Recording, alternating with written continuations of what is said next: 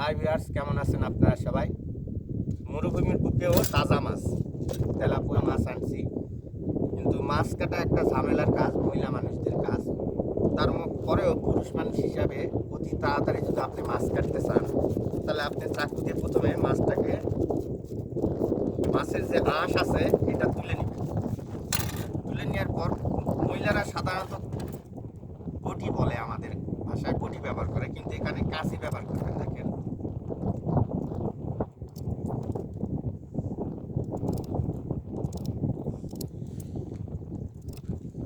কাঁচি দিয়ে আপনার বডির থেকে তাড়াতাড়ি দ্রুত হয়।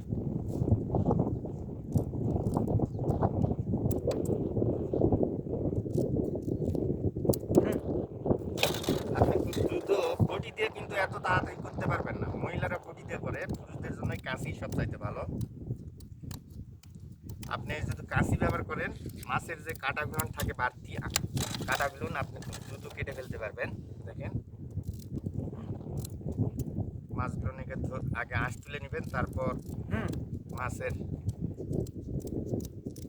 এই দেখেন